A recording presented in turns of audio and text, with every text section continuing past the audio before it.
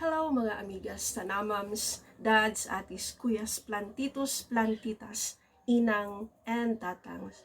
Today is a beautiful day, but before that, I would like to say thank you to my subscribers. For those who are new, kindly tap the like and subscribe button for my Scrups channel. So today, we are here again to have a review on this kind of plant. So I am going to give you a review so that it would be easy for you to identify what kind of plant is this. So again, this plant belongs to Begoniaceae. So you will know, you have a hint now, you have a clue that it is a begonia, but it belongs to family Begoniaceae. Based from my readings, okay, there are around 1,400 to 1,800 species of begonia. So this is just one of those 1,400 to 1,800 species of begonia. I am going to give you 3 characteristics so that it would be easy for you to identify this kind of begonia. First is the leaves are possess frills, or they are ruffled, okay, or they have ruffles at the margin or at the edges. Second, it looks like that of, if you're going to feel the texture, it is just like that of a succulent. It looks like that of a lettuce. Okay, you hear me right? You heard me right? Okay, it is just like that of a lettuce. And the third character that you're going to look into is that it looks like that of an umbrella. Okay, so how does an umbrella looks like? It is because of the presence of the petule. So it seems, okay, I'm going to turn, okay, just like this one. Okay, it looks like that of an umbrella. So again, there are 3 marks that you are going to look into. Okay, first, it is ruffled, or the presence of frills. Second, it looks like that it feels succulenty. Okay, it is soft, it is glossy, and it is just like that of the frills of your lettuce. And the third one is, it seems that it looks like that of an umbrella. Okay, and so how do we call it? What are the common names? Okay, commonly in your place, you just call this one begonia. Okay, but there are 2 identified common names for this kind of begonia. Number 1 is lettuce leaf begonia. The second one is curly beefsteak begonia. Curly beefsteak begonia. Why? Because the edges are frilled, it is curly. But why it is a beefsteak? It is because of how steaks are cut. They are very thin, just like this one. Okay, so those are the 2. Actually, the naming of begonia was introduced by, it was a tribute to Michael Begon in 1670. But actually, with this kind of plant, this was named by Warsiewicz in 1845, where in Germany. So it's Warsiewicz, if I am not mistaken. So what is this kind of begonia? This is actually the work of Warsiewicz, which is a cross between Begonia manicata and Begonia hydrocotilifolia. Okay, again, this is a result of Begonia manicata and Begonia hydrocotilifolia. So what is really the scientific name of this kind of begonia? Okay, this kind of begonia is, okay, since it is a cross, it belongs to family Begoniaceae, genus Erythrophylla Bunchii. Okay, species Erythrophylla Bunchii. Again, family Begoniaceae, genus Begonia, species Erythrophylla Bunchii. Or in other words, automatically this one is scientifically known as genus Begonia, species Bunchii, or Begonia cultivar CV Bunchii. So later I am going to write down the correct spelling of its scientific name. So what could be the life cycle of this kind of begonia? This is actually perennial. So meaning to say, when we say perennial, it can outgrow for 2 or more years if it is given the right amount of caring, the right amount of nutrients, the right amount of medium. Okay, how is this propagated? Okay, we can propagate this kind of begonia by cutting the stems. Okay, by cutting the stems. So this is, do not cut, okay, cutting the stems and then place this on a very well drained medium.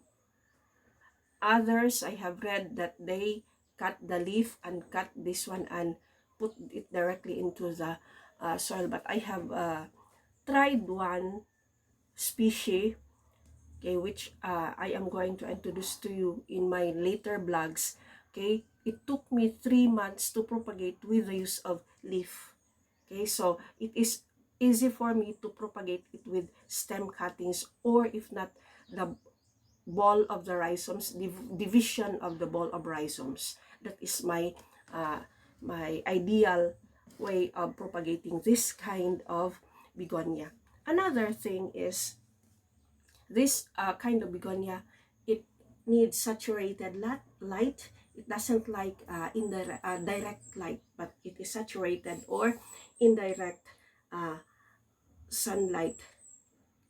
If you are going to look into the adatial, okay, adatial of the leaf, it is glossy and it is light green to dark green. However, at the abacial, so if you, I am going, okay, at the abacial, okay, you will be amazed. It is because the color of the abacial is burgundy. So see, and another thing, what strikes it most is the presence of star-like pattern of the venation at the center, where if you are going to look into the abacial, it is directly below the petal. Another feature for this kind of plant is that the leaf margin is undulated, or it frills, or it is just like that of a ruffle, and the presence of hair-like projections. So I am going to let you see what are these hair-like projections, which is found at the, okay, I think this one, okay, this one, hair-like projection found at the margin of the leaf, as well as the hair-like projection is observable at the petal as well as its stems. What is really the name of that hair-like projection? It is known as the trichomes. Okay, the purpose of the trichomes, as what I have read, okay, they are for reduction of evaporation, so that water will not be wasted. Okay, another thing is, it is protection of the plant against insects that will suck the petal, I mean the petal as well as the stem. Okay, so the presence of these hair-like projections. Another thing is, if you are going to feel the petal, okay, it seems that it has protrusions, as well as there are red markings or burgundy markings at the petal. See, okay, okay, these are the, okay, see, kindly check the burgundy markings at the petal. Another thing is, okay, I'm going to check into my insani. The color of the color of the bloom for this kind of plant is, it runs between pink and white. Okay, so for this kind of begonia, since its scientific name is Begonia bunchii, it was actually hybridized by Mr. Bunch in 1914. But okay, but